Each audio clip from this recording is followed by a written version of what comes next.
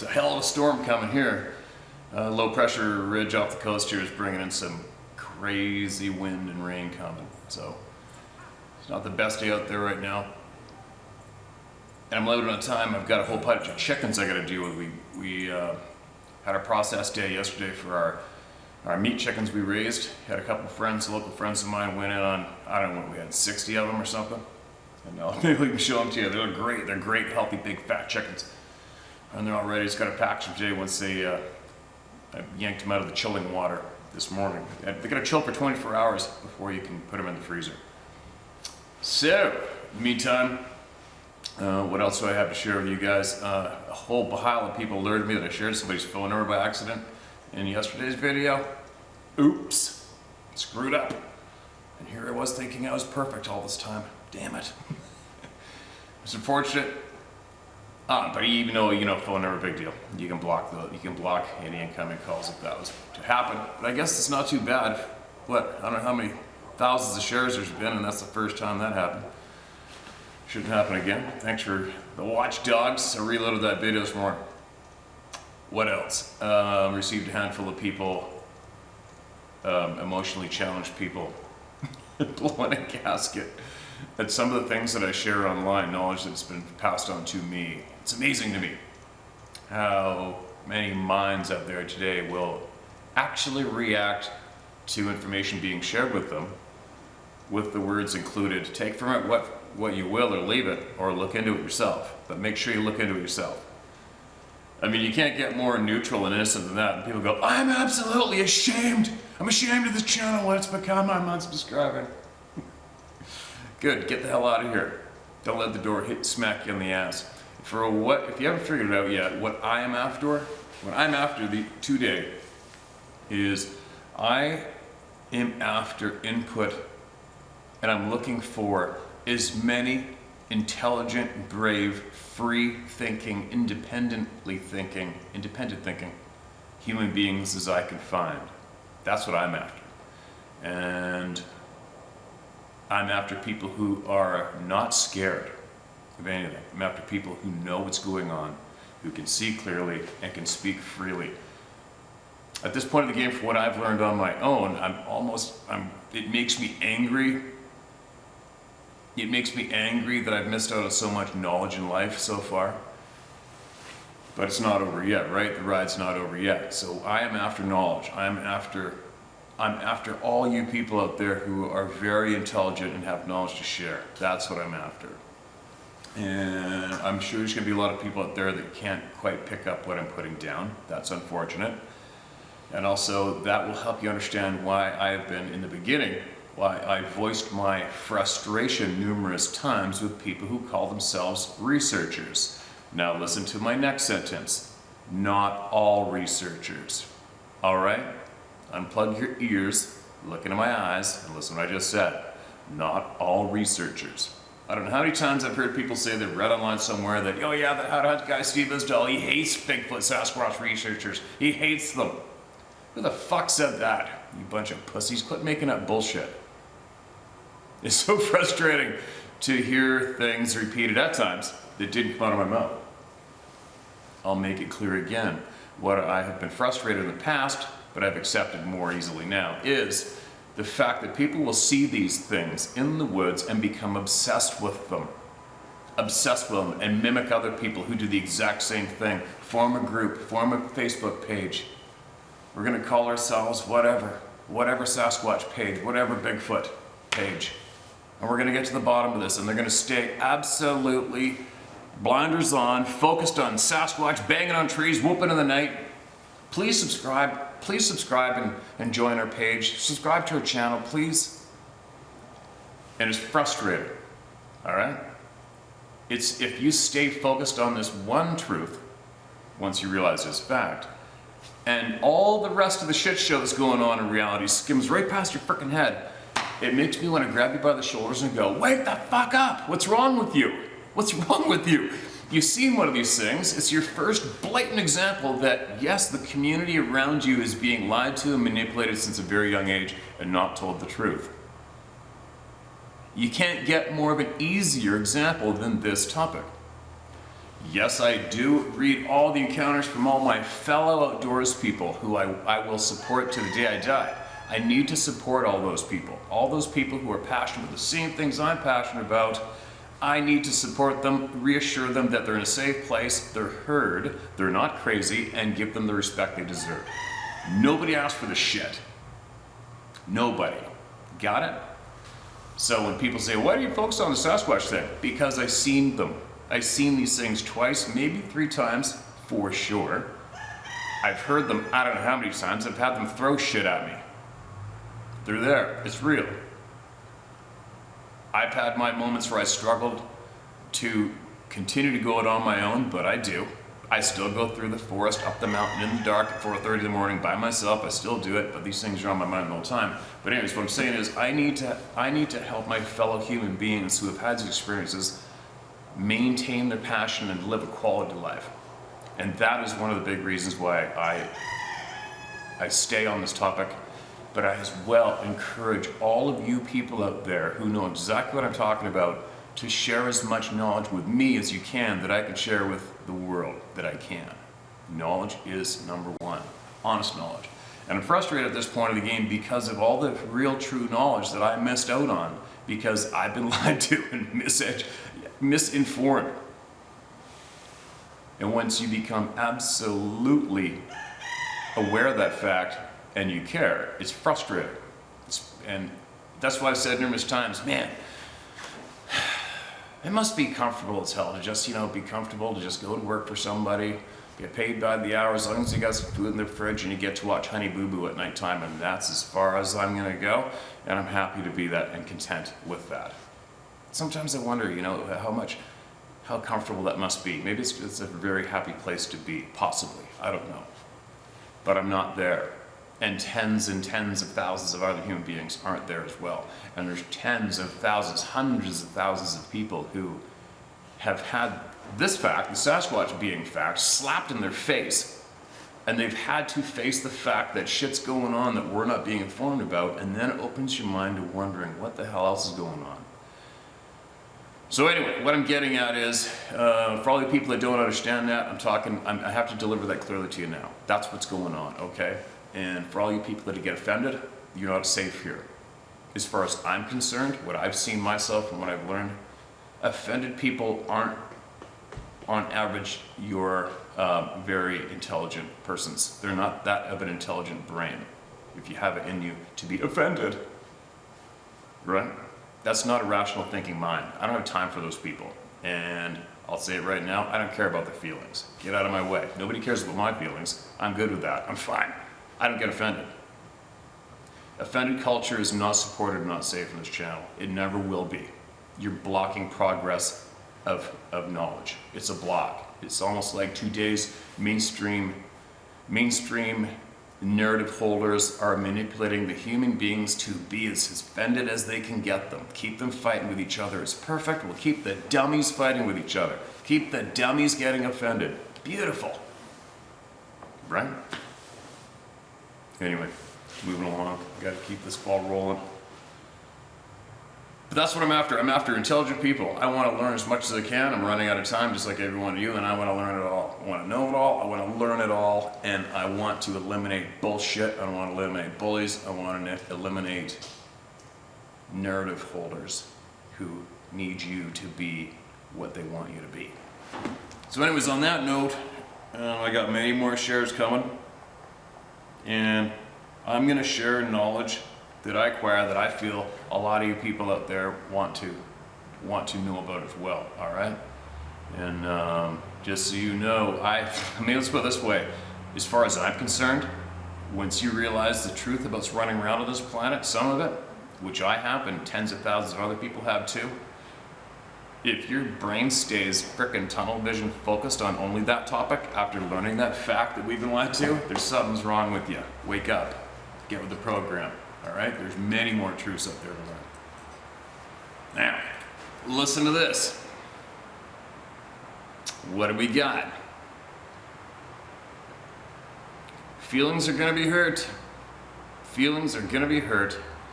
And it's not about not hurting your feelings, it's about you being in control of your feelings. All right? Toughen up, suck it up. Take in the knowledge, do with it as you will or leave it. And if you're gonna shoot the messenger's gonna shoot back, all right? Listen to this. This comes from a person who I trust, a person who has been very involved in military, law enforcement, and or government, maybe all, maybe not. But very intelligent person, shares a lot. I have a lot of people that share a lot with me nonstop. I love it. And listen to this, all right? Someone asked why the divergence from Sasquatch. Not really a divergence. Sabe people are an uncontrolled variable. Now they're waking up to what the elites don't want you to know. The Sabe idea once was a controlled rumor, a theory, but many are realizing they're being lied to. But the indigenous people know, or at least did know. Same lies, different topics, yet relative to one another.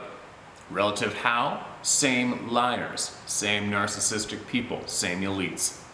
Missing people, government cover-ups, lies about the COVID variables. They let it loose, but a portion of the people are uncontrollable. They have come to know the truth. Like the Sabe, maybe the elites fear this variable. Why? Uncontrolled. This is the biggest threat and fear of the ultimate narcissist. No control. And if this is so, the only thing left is to eradicate that variable, or they themselves will be eradicated. Not by violence, but by truth. The elitist thought. Eradicate the unknown variable, allowing control of the entire populace to resume. This is why they attack the church, the real church. Faith makes people brave. Brave means they can't be controlled. Sabe, if proven fact, proves them, elites, as liars and deceivers. Like the lies told about everything else is proven true. Then the elitist media cannot control by deception. They lose their power, and this is the domino that will cause the men in the higher tower to fall. Good lumberjacking, Mr. Isdall. Keep chopping at the tree and it will eventually fall. Persistence is all that is necessary. Remember, if God is for me, then who then shall stand against? Be brave, be strong, know that I am God. Proverbs 28:1. The wicked flee when no one is pursuing, but the righteous are bold as a lion. Yatahe. Thanks, man. Keep it coming. You know who you are, I know who you are. And that's a good share for the people. A great share for the people. Now, if you're not picking up what that person's down, press rewind and hit it again. All right? And read it again. Now, what do we got here? Some needs to be heard. Let's hear them. Titled My Cousin's Encounter from your video. Proud Lakota Cherokee Man. I thought I sent this email, but I found it in my draft folder from July 22nd, 2021. No problem, man. I'm finding emails all over the frickin' place. I haven't shared yet. Hi, Steve. My name is David Meadow. You can use my name. I am Brian Stidhams. You've used his name before. He's not afraid of anyone. Cousin. And was there the day an 8-foot-tall female Sabe blew on his back. It's been 46 years since that day, and yet I remember every minute. Brian told me he emailed you and told me to check out the video. Every word was true. Though I would add, Brian didn't see the Sabe till she was walking up the bank. My father and I saw the whole thing from the water. I would add the Sabe looked old. The face was that of an elderly native woman, but the eyes were blacker than black. Her breasts hung down to her stomach, and the wrinkled forehead looked like stacks of grayish skin stacked on top of each other. Also, when she reached the top of the bank, she knelt down and her knuckles were touching the ground as she crouched down. I was scared to death, and I couldn't move until my father grabbed my arm and pulled me up the riverbank. That was the only time I can remember my father ever running. My father would never go back to the woods. When I moved out to Washington, he only came to see once. My house is on a tract of land surrounded by forest. He would stand in the front room picture window and stare into the timber as though he was waiting for a Sasquatch to walk out. My mother, being half Lakota and half Cherokee, who was Brian's father's sister, was more in tune with the natural world than my father. My father was part Blackfoot and Scottish and really didn't believe in the native ways. My mother, on the other hand, well, I never saw an animal she couldn't speak to. She could be around any animal and seem to communicate with them. My mother was like Brian's father. They believed in the old ways and saw nature as an extension of themselves. My mother was so opposite of my father, it was a wonder I was born. She loved the woods and spent a lot of the time in them. She had known about the Sabe since my uncle, Brian's father, bought property in Michigan. In 1966, she went up to the cabin with my uncle and aunt. My father worked for General Motors and had to work. It was late June and my mother went to find some berries. My aunt told her where the blueberry was located and headed out that way with a bucket. She found the berry patch and was picking berries when she said she didn't feel alone. She looked around and didn't see anything at first and went back to picking berries. When she looked up again, she was looking into the face of two Sabe looking at her. At first, she was scared to death and didn't know what to do.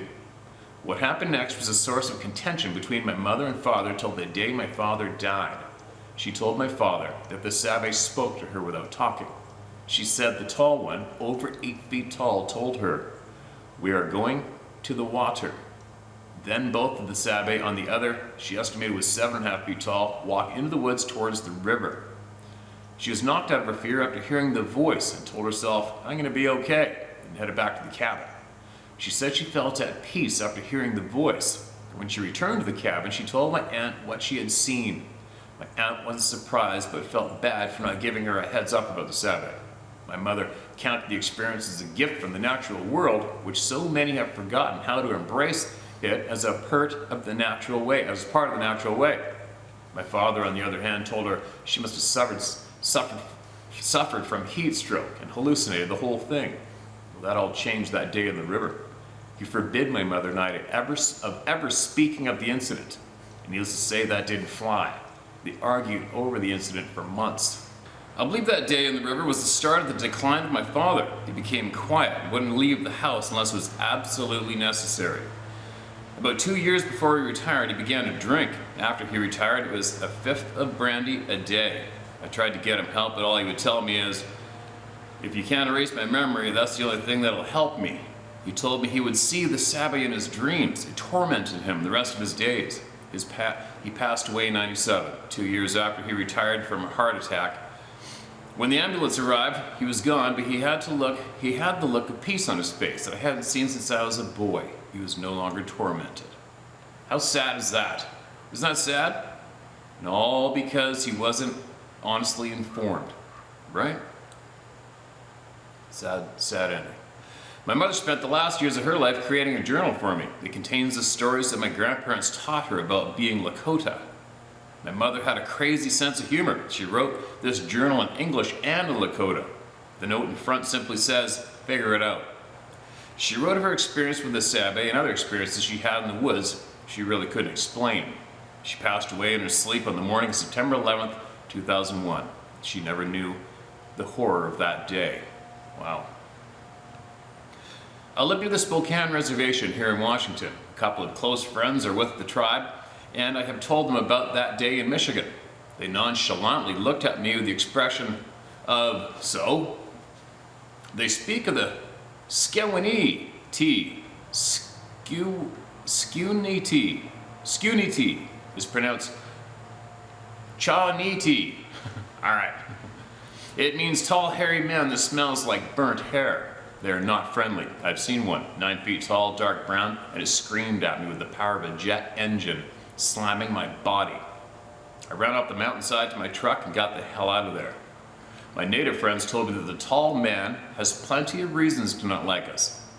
They have tales of the days when the Spanish and French came through the Northwest and killed these tall men. It's actually well documented. I still go back to the mountain, but I feel as though I shouldn't be there. I leave. Anyhow, that's what I can add. These tall men, Sabe, Sasquatch, etc. are here. Nothing more needs to be said about that. It only takes one incident with these people to change the way you see the world. It's from that moment on you question every statement, article, and website dealing with the tall man, and well, every subject we are being told is the truth. My mother used to say, "Listen to what nature tells you. It never lies." Amen to that. double amen to that. Have a good day, Steve, and stay safe in timber and bush. Love the scenery. Sincerely, David. David, thank you so much for sending us that, man. That means a lot to me and a lot to many other people watching this right now, all right? You know, if you have more, I probably say this every frickin' time I get in front of this damn camera. I tell everybody, you know, share what you got. If you have anything that people can benefit from, get it into me and share it, or share it yourself somewhere, but share it and quit being scared. Do not be scared of anyone or anything, all right? Especially the truth. Don't be scared of the truth. I want every single very intelligent person who has real true knowledge to get a hold of me and share it with me. I got a lot of misled time to make up. So do a lot of you, right? That's what this is about, if you haven't figured it out yet. The slap in the face of reality is, for many, is when you, somewhat unfortunately, I shouldn't say unfortunately.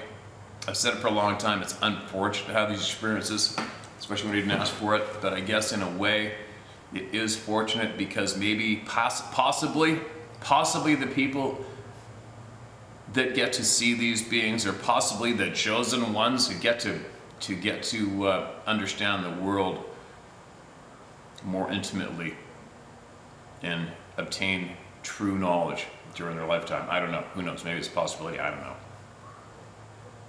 Sure seems that way, though. The majority of people that have an experience of these things, the majority of people, not all people, they crave more knowledge, right? And I feel sorry for the people who stay obsessed in this one topic. I really, honestly do. To watch them chasing their tails, mimicking other human beings and what they do in the woods. Mimic, and never go anywhere. It's frustrating, it's sad to watch that for me. All right, now speaking for everybody, that's just the way I see it. Now, getting on with it. You wonder why sometimes I go on these little rants. It's because I've received a handful of emails that kind of knee-jerk me to it. And especially when people email me to tell me they're unsubscribing, or sometimes somebody will point out to me that somebody announced on the comment section that they're unsubscribing. It's a very funny thing for me to witness and watch when people actually do that. And all it is the direct message to the world from them that they are emotionally weak as hell and have a tough time dealing and thinking for themselves, and they can't control their emotions. What a frustrating place that must be. But anyway, and I guess I shouldn't find it as entertainment, but it just makes me laugh. I can't help it. Sorry guys, it makes me laugh when people blow a gasket publicly and announce that they're emotionally challenged to the max. I found that very intelligent people don't have offended in them. That's what I've found. The most intelligent people I know, on average, just do not have offended in them. They're too intelligent. All right, here we go. This is a reply to an email that was shared a little while ago by the woman who noticed her children's underwear was on incorrect in the morning. Very alarming. And her husband was obviously emotionally challenged. Something happened to him. So let's hear from this. That's what the title is. I know why their underwear was down/backwards. Mr. Isdall. Clothing being on the wrong or backwards is very common in abduction scenarios by other worldly intelligences. I think the man was a nuclear physicist, but I could be wrong and be thinking of the other man that you mentioned. However, in the recent book, Skinwalkers in the Pentagon, there is an admission by a Pentagon employee that this phenomenon hitchhikes to the family members of those associated with certain programs. Regardless, if he was a nuclear physicist, I know he was involved in the high sciences. It's very likely, more likely, than sexual assault, in my opinion, as a volunteer investigator who is very aware of these real phenomenon, that the father has some memory of the events or a suspect's things due to some unknown fact that only he witnessed. It's not at all uncommon for those associated with these kinds of events to spiral in the exact way the man is said to have. These abductions are very real as Sabe. There may actually be a connection, but I have no real evidence of this beyond a single story from an elderly woman who claims that she is friends with a family of Sabe and they are able to relate to her that the star people actually sometimes take the younger Sabe for a period of time and return them. Again, this is just one story, but I've always found it interesting. I'm very much interested in science and technology, and if you take some of the stranger occurrences related to Sabe at face value, then it definitely suggests a type of extra dimensional aspect that I know both you and Mr. Paulides are considering. I know quite a lot about the alleged star people, but I know you want to keep the channel regulated to Sabe. I really think that you should reconsider and open up to the stories on your channel to all strange occurrences in the bush. We need someone like you, sincerely, Thomas. And here's a private message to me from you, Thomas, and I will read that. Okay. Gotcha. And we'll see what kind of time I come up with, all right, man? And I can add her to a list of people that I'm going to be speaking to once this is completed behind me. And we're really going to get the information flowing. Thanks for that share. Absolutely appreciate it. And share more when you can, all right? Yeah, I want to hear more. I just don't want to, for me, I just don't want to be reading out a million emails of people seeing a flying saucer going through the sky, and that's it, end of story. We know that's going on. We know it's being seen. And by way more people that run into these beings before us, right? So if I start taking on just that topic as well, holy shit, can you imagine my inbox? But if I can hear more from people like you who've already been pre-investigating and have a whole pile of knowledge on the topic, and you get more into the meat of the topic, send it, man, send it this way, for sure, and I'll share it with the people, all right? And that goes for everyone else out there. Get it to me. Get it to me. You get it to me, you get it to everybody. All right, what do we got? Here's another one. Here comes that wind, here comes that storm, man. It would have been impossible to film outside with that wind in the timber, anywhere.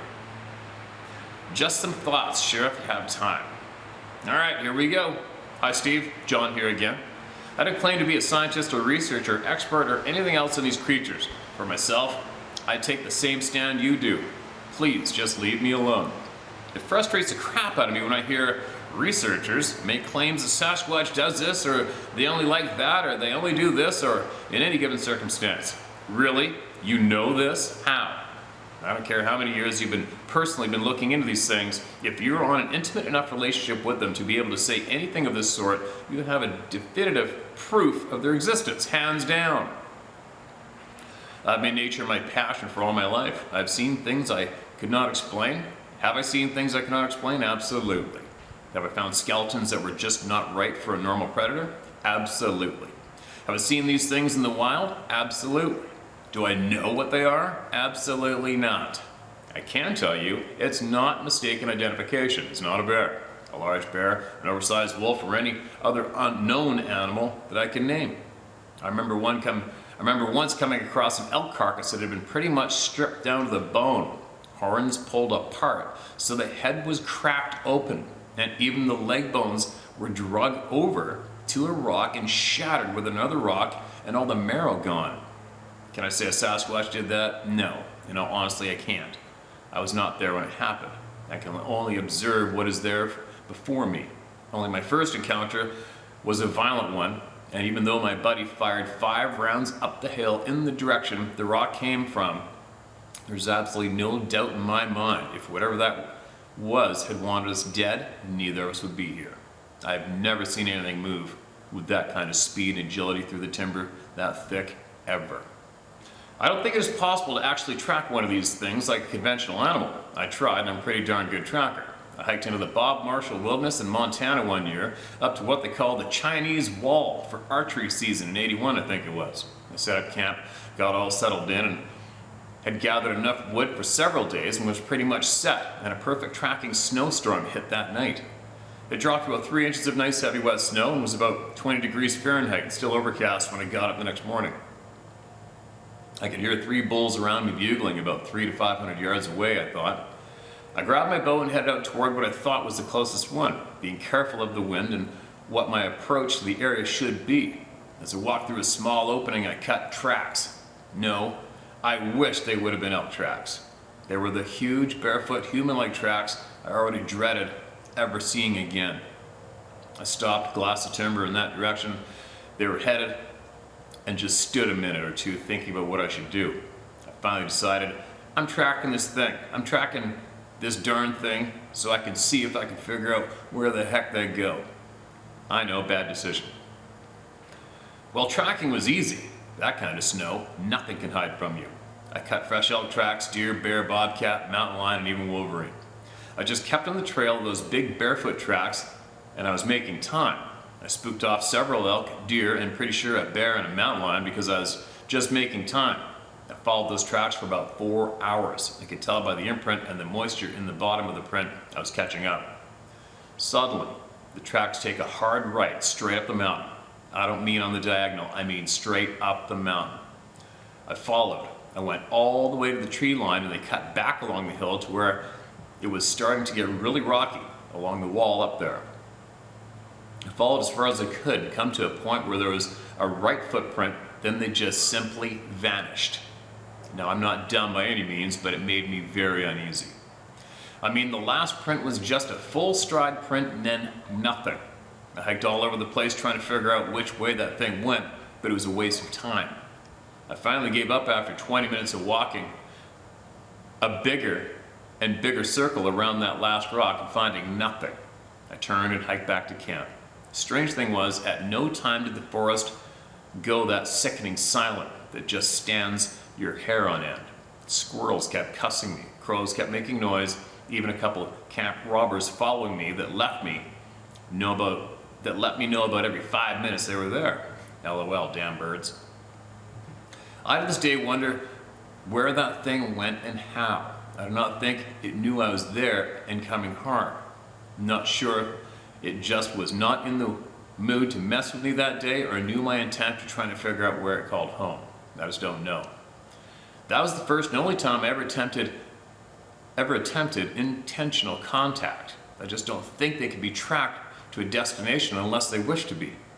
I do think they're much more intelligent than they are given credit for.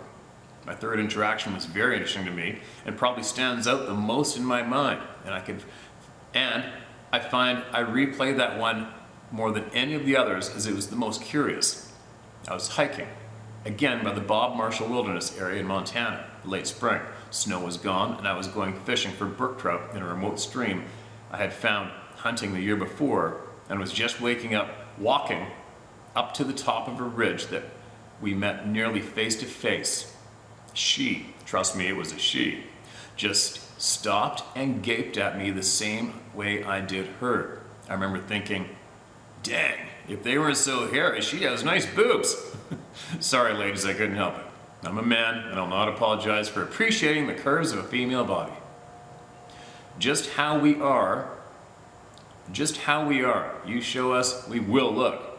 She must have known what I was thinking because she put her left arm across her chest as she stood there looking at me. I was cutting my eyes left and right, trying to figure out what the fastest way would be to put a tree or something between the two of us. I don't recall feeling any fear at all, but I just did not feel comfortable being exposed in such a close encounter. Again, she must have understood my thought process because she pointed at herself, then pointed up the ridge, and then pointed at me and pointed down the ridge. I understood, not sure why or how, but I knew what she meant. I nodded my head, turned to walk in the direction she had indicated, and she did the same, and that was the end of it. I debated on leaving, but decided to stay and go fishing anyway, since I had driven the 4 hours from Great Falls to get there and didn't feel like wasting the gas to go back and not go fishing. I had no further problems with anything that trip. This happened 2 or 3 years after I had the chance to shoot the one down by the Avalanche Peak and had decided for myself I could not intentionally harm one of them unless it were a matter of self-defense. I've often wondered if the reason we both were so calm about that encounter is because she knew I meant her no harm and just wanted to go fishing. I have 3 collapsible fishing rods that I use for backcountry fishing, so I only had a walking stick in my hands when we met that I'd picked up along the trail more for entertaining myself than anything. I did have bear spray, but it never even occurred to me to take it off my belt. I wonder if it is possible they sense our inner intent with each time we run across them. Just strange how I was able to understand with nothing other than had gestures, and how when I was determined to track the other one down I could not. Just some observations I have made and thought I would share them with you. If you ever want to chat, you have my email. My phone number is, if you ever have time for phone call. Thanks again for the opportunity and the safety you provide here for us to be able to share these experiences and not have to deal with the ridicule that normally follows. It is so good to get this out in the open, in an open and honest venue, and to be able to share thoughts with a group of people that fully understand the life-altering effects it has in your mind and understanding. Good hunting and be blessed, John. All right, thanks a lot for that share, John. Absolutely appreciate it, man. So glad you shared that email and all the details fully, especially the tracks disappearing. That's happened how many times now? How many hundreds or even thousands of people have come across that exact same scenario, tracking, and the tracks just disappeared. I know of a guy where I was last living in Parramatta, British Columbia, just past Whistler, British Columbia, where a guy had been tracking one down off the side of the mountain along the Birkenhead River, along the high side of the river and the highway, paved road. Tracked this thing down across the train tracks, and all of a sudden the tracks ended and there's only bobcat tracks. Can't say it turned into a bobcat, but you never know, who knows.